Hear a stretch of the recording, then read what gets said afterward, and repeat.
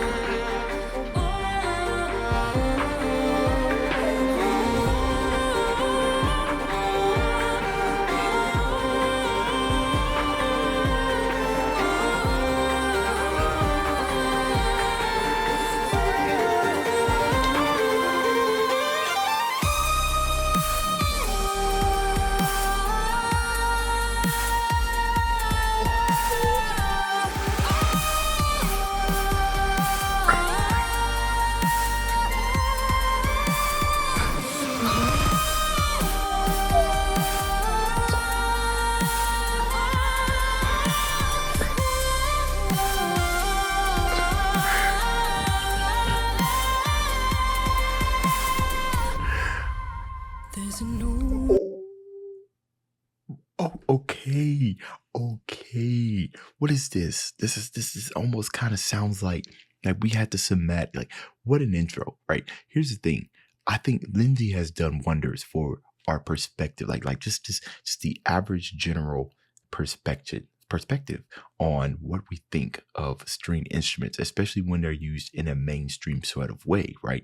A lot of us, when we think of string instruments, we think of this may not always be the truth, but we think of them used in more of a classical or orchestral type of way, you know, especially those who are just now discovering Lindsey. And I know she's been doing this for a very, very long time, but she definitely done changed the game, because when she came out and she started, I forgot what the first song was, she started to do, people was like, oh snaps, I didn't know the violin or the viola could go that hard. And it wasn't just her playing it was her charisma as well. You know, how she's kind of prancing and dancing and everything. And I could tell you guys, you know, I'm a tenor saxophone player. It's not easy to move and dance, and I can't do half the moves that Lindsey's doing. So, you know, just her herself is a spectacle, is a spectacle to look at, right? And then Amy Lee leading those vocals just coming in is absolutely beautiful. The cinematic approach, I wasn't expecting those drums. This is turning into one of those epic movie trailers, and we ain't even heard the started singing yet. At first I thought this was just going to be an entirely musical composition, because there's times where the music will say way more than the lyrics. Now lyrics are pretty much up in your face, here's what I'm singing about, and more or less this is what the interpretation is going to be, but you can't veer off too far, right? But when we have nothing but music to listen to, right, it's up to us to interpret how we feel, and that's going to vary depending on different people as opposed to lyrics up front, right? It can with the lyrics, is just much more with just the music, and that it's when itself is she's also lending you know, a hand over to the whole entire composition as well, with just that beginning, before we start jumping into something that's a little bit more mainstream, right? Like future bass, kind of like what this sounds like string future, like an epic trailer future bass, kind of lending his hand towards that. But now we're going to jump straight into the lyrics. But just the opening itself right there is beautiful, absolutely gorgeous. Okay. There's an old familiar silence when I'm lost inside my heart. I can't hear the voice inside me, so I look up to the stars.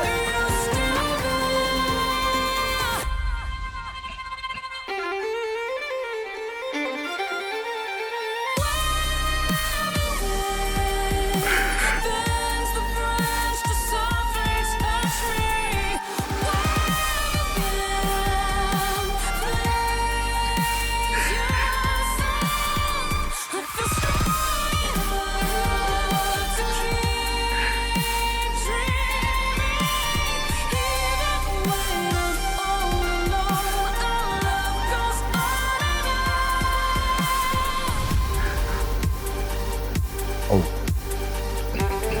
oh, a solo.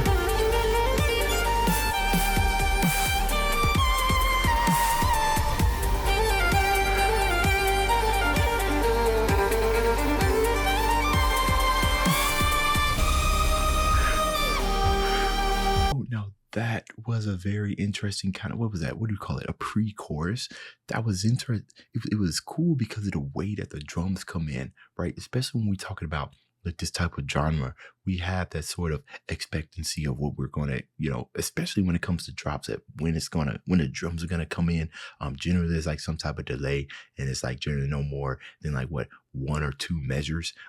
But the drums, the way that the drums kind of came in and then kind of left and kind of came in, see, it's like it's like EDM with an infusion of classical elements, if you will. Like this is insane. I feel like I've been asleep and now I'm awake.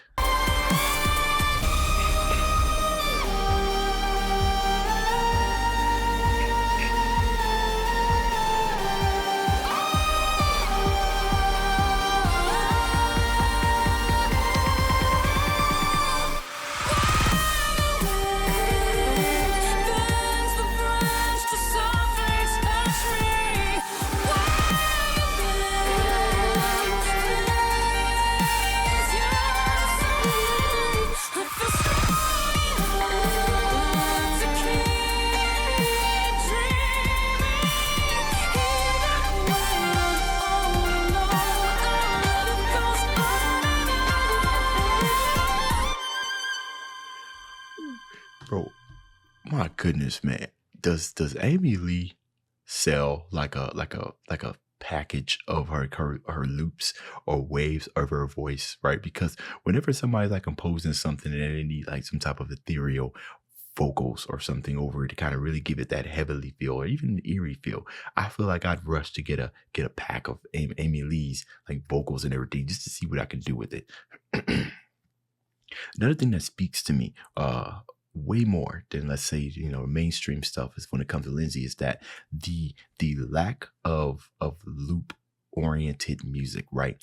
This is composed of what it's, for the most part, there's obviously its own structure, but it's just like in like classical compositions. You got your intro and then you got your themes and everything. But the thing about the themes is that it's an evolving type of music, right?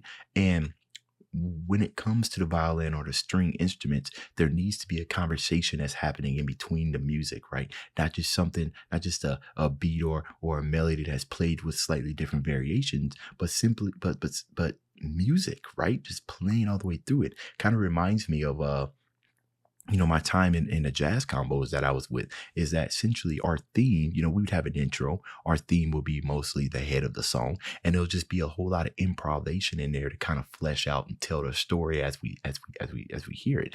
And that's what we hear from Lindsay all throughout this song, is that she's just in there telling the story, right? Breaking apart the mundaneness of what you would hear with loops, giving us something different each drop. And that's just absolutely amazing. So all right, y'all, that's the end of this video. If you enjoyed the content, leave a like and subscribe.